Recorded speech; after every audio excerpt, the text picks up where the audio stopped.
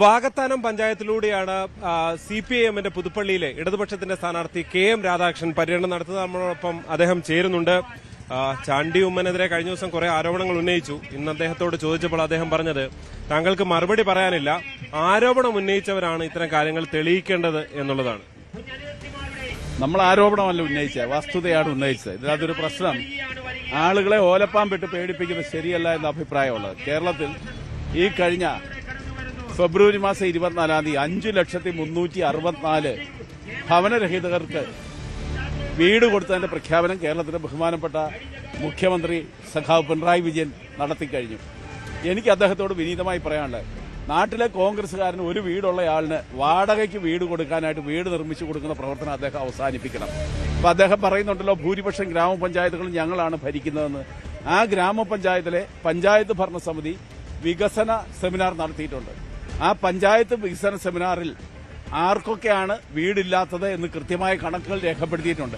ആ പാവങ്ങൾക്ക് വീട് കൊടുത്താൽ അത് ജനാധിപത്യമാണെന്ന് പറയാം. മറിച്ച് ഞാൻ മുമ്പ് പറഞ്ഞ ആരോപണങ്ങളിൽ 100% ഉറച്ചു നിൽക്കുന്നു. ലോകത്തിന്റെ എല്ലാ ഭാഗത്തും തോന്നിവാസം പൈസ പിരിച്ച് നാട്ടിലെ ആളുകളുടെ കണ്ണിൽ പൊടിയിടുന്ന ആ വികസന രാഷ്ട്രീയം അദ്ദേഹം അവസാനിപ്പിക്കണമെന്നാണ് അദ്ദേഹത്തോട് വിനീതമായി അഭ്യർത്ഥിക്കാനുള്ളത്. ഈ വീടുകൾ കൊടുത്തിട്ടില്ല എന്നുണ്ടെങ്കിൽ താങ്കൾ തെളിയിക്കട്ടെ എന്നാണ് പറയുന്നത്. ആണല്ലേ? അദ്ദേഹം ഞാൻ 2 വീടേ കൊടുത്തിട്ടുള്ളൂ എന്നാണ് ഞാൻ നിങ്ങളോട് സൂചിപ്പിച്ചത്. അപ്പൊ അദ്ദേഹം ഒരു പത്രസമ്മേളനം നടത്തി പറഞ്ഞു ഞാൻ 2 അല്ല 6 കൊടുത്തത്.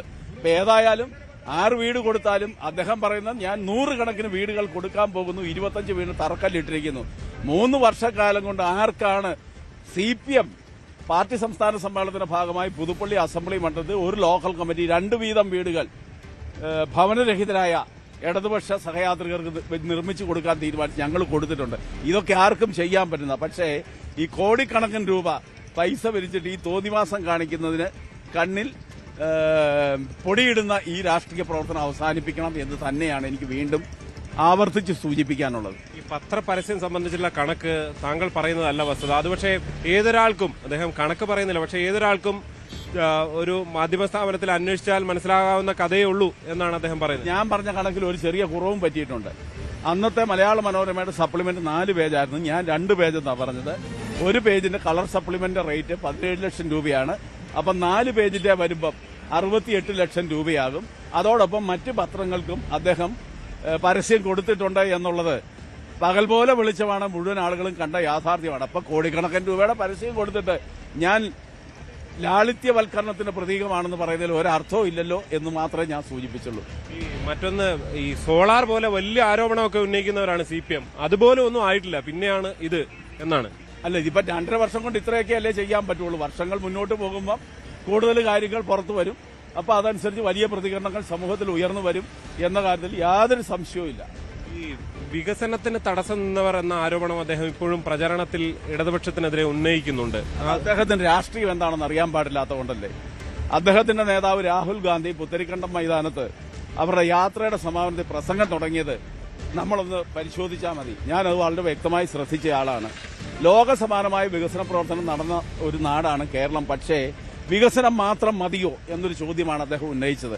അതുകൊണ്ട് രാഹുൽ ഗാന്ധിയേക്കായി വലിയൊരു കോൺഗ്രസ് നേതാവാണ് ഇദ്ദേഹമെന്ന് എനിക്കറിയില്ല. ഏതായാലും രാഹുൽ ഗാന്ധി കേരളത്തിലെ ഗവൺമെന്റിനെ കുറിച്ച് പുത്തരിക്കണ്ടം മൈതാനത്ത് ട്രാൻസ്ലേഷൻ ആള് നടത്തിയപ്പോൾ കൃത്യമായി പറഞ്ഞ കാര്യം ഞാൻ സൂചിപ്പിച്ചു എന്ന് മാത്രമേ ഉള്ളൂ. എന്താണ് ഈ ഒരു ഘട്ടത്തിൽ പ്രചരണം വളരെ മുന്നോട്ട് പോകുന്നു, ഇനി കുറച്ച് ദിവസങ്ങൾ ബാക്കിയുള്ളൂ, എന്താണ് ഒരു അവസാന പ്രതീക്ഷ? അവസാന പ്രതീക്ഷ എന്ന് പറഞ്ഞാൽ ഞാൻ മുൻപ് സൂചിപ്പിച്ചോന്ന് എനിക്കറിയില്ല. ഞാനൊരു 44 വർഷമായി ഈ മണ്ഡലത്തിൽ പ്രവർത്തിക്കുന്നത്. 15 വർഷം പാർട്ടി ഏരിയ സെക്രട്ടറി ആയിരുന്നു.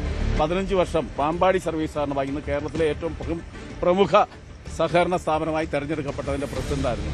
അതുപോലെ തന്നെ 2 ടൈം പഞ്ചായത്ത് മെമ്പറായിരുന്നു, 1 ടൈം ബ്ലോക്ക് പഞ്ചായത്ത് പ്രസിഡന്റായിരുന്നു.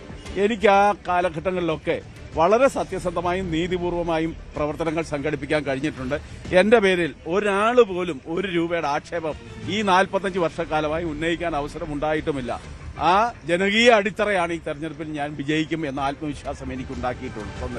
ഭൂരിപക്ഷത്തെക്കുറിച്ചൊരു ചിന്തയുണ്ടോ? ഭൂരിപക്ഷത്തെക്കുറിച്ചൊക്കെ അങ്ങനെ പ്രവചിക്കാൻ ഞാൻ അങ്ങനെ പറയുന്നത് തന്നെ ഒരു മണ്ടത്തരമാകും എന്ന കാര്യത്തിൽ സംശയമില്ല. അതുകൊണ്ട് ജയിക്കുമെന്ന കാര്യത്തിൽ ഒരു സംശയവുമില്ല. എന്തായാലും അതാണ് KM രാധാകൃഷ്ണൻ പറയുന്നത്. പുതുപ്പള്ളിയിൽ ഇത്തവണ ഒരു ചാണ്ടിയുമ്മൻ അല്ല, തങ്ങൾ തന്നെ ഇടതുപക്ഷം തന്നെ ജയിക്കും എന്ന ആത്മവിശ്വാസം അദ്ദേഹം പ്രകടിപ്പിക്കുകയാണ്. നേരത്തെ ചാണ്ടിയും വിജയപ്രതീക്ഷയാണ് വെച്ചിരുന്നത്. തൊട്ടിപ്പുറത്ത് BJP സ്ഥാനാർത്ഥിയും പ്രചരണം തുടങ്ങിയിട്ടുണ്ട്. എന്തായാലും എന്താകും പുതുപ്പള്ളിയുടെ മനസ്സ് എന്നറിയാൻ മെയ് 4 വരെ കാത്തിരിക്കണം. Prashant മംഗലശ്ശേരിക്കൊപ്പം G Sreejith, News 18 Puthuppally.